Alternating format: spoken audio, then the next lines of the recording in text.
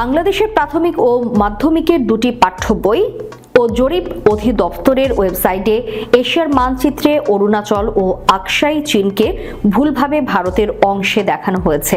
চীন বলছে এগুলো অরুণাচল ও কাশ্মীর নয়, এটি জ্যাংনান এবং আকসাই চীন, যা চীনের অংশ।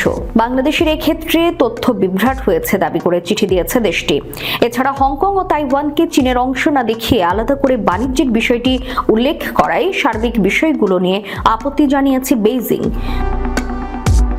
বাংলাদেশের জরিপ অধিদপ্তরের মানচিত্রের পাশাপাশি ইবতেদায়ী মাদ্রাসা এবং স্কুলের ৪র্থ শ্রেণীর সামাজিক বিজ্ঞান বইয়ের ভুল তথ্য নিয়ে চীন ও ভারত সীমান্ত ইস্যুতে গত নভেম্বরের শেষে আনুষ্ঠানিকভাবে ঢাকাকে জানায় বেইজিং।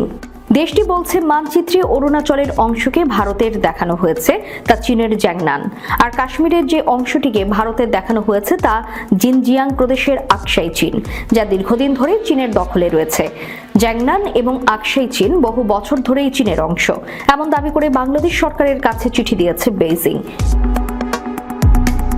এর পাশাপাশি নবম শ্রেণীর বইয়ে দ্বিপক্ষীয় বাণিজ্য সংক্রান্ত বিষয়ে হংকং এবং তাইওয়ানের সঙ্গে বাণিজ্য আলাদা করে উল্লেখ করা হয়েছে।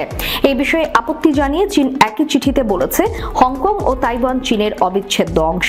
এই বিষয়ে পররাষ্ট্র মন্ত্রণালয়ের এক কর্মকর্তা বলেন, পাঠ্য বইয়ে কিছু লেখা ও মানচিত্র নিয়ে চীনের আপত্তি ছিল।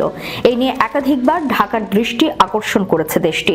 চীনের আপত্তির পরিপ্রেক্ষিতে বিষয়টি আমরা সংশ্লিষ্টদের জানিয়েছি, তবে তারা এমন সময় বিষয়টি জানিয়েছে ততদিনে নতুন বই ছাপার প্রক্রিয়া শেষ হয়ে গেছে।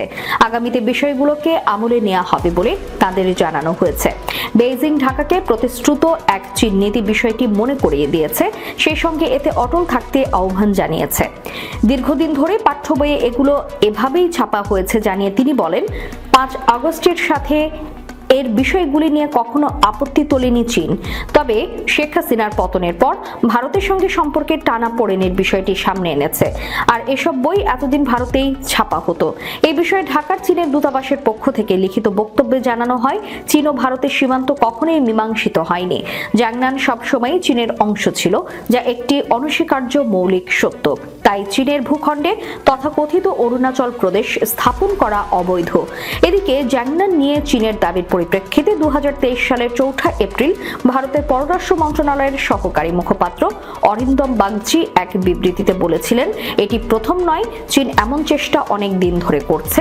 চীনের দাবি সরাসরি প্রত্যাখ্যান করে ভারত। অরুণাচল প্রদেশ ভারতের অবিচ্ছেদ্য অংশ ছিল, আছে এবং থাকবে।